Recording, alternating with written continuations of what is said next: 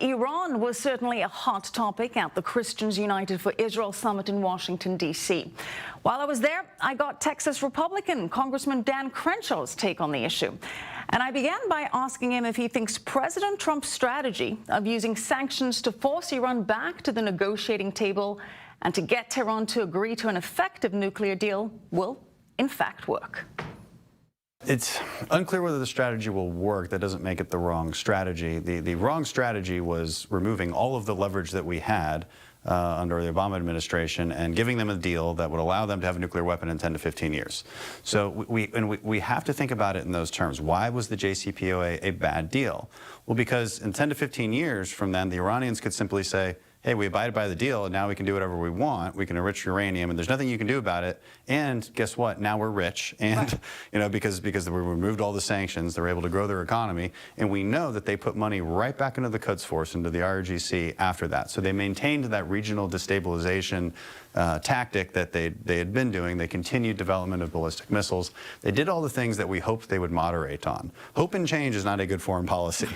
All right, we have to use some realism in this, and so we had to regain our leverage. The only way you regain leverage is to put the sanctions back on, is to show strength. All right, and there's a difference in the political idea, you know, on the political parties here in America on how we see that. All right, the Democrats tend to think that the Iranians are the victims here.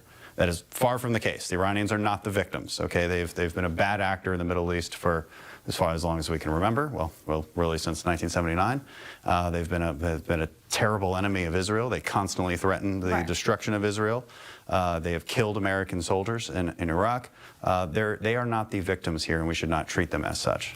Seeing as Iran is now violating the deal and is going to continue enriching uranium, at what point does it become necessary, perhaps, for the U.S. to consider some kind of military intervention if it continues down this path to a nuclear program, to a nuclear weapon, and doesn't come back to the negotiating table? The administration does have to think seriously about what those red lines are.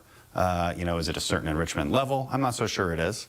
It may be the actual development of a nuclear weapon, but they do need to consider those things.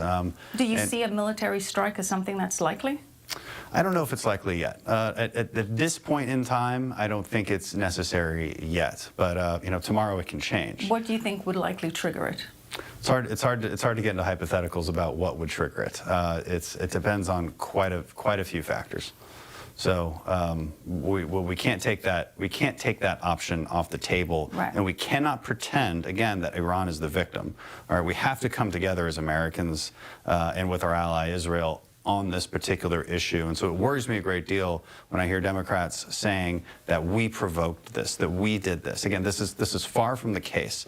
They are the bad guys here, and we need to treat them as such and actually show unity and strength in dealing with it in order to deter further action from them. Well, what are you hoping to see from the U.S.'s European allies? They have called for an emergency meeting for the remaining signatories of the deal. Iran, as we've said, has now violated the deal.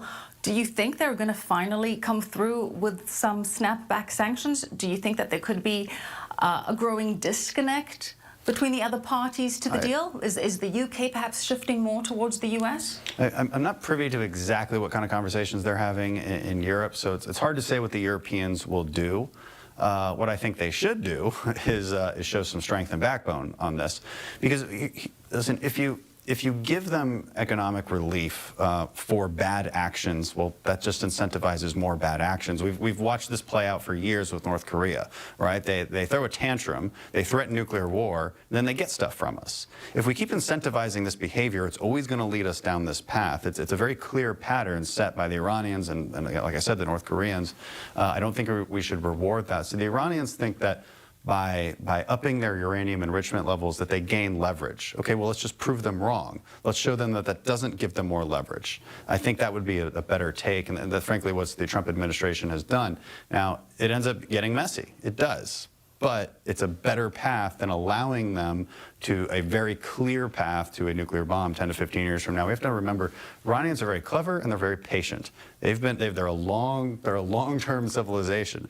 They don't mind waiting 10 to 15 years, whereas Americans, we think more in terms of four-year elections, and that's a mistake. And the Iranian leadership has made its intentions quite clear, saying death to Israel, death to America, that they want to wipe Israel. They're trying to tell us something. Yeah, maybe we should listen.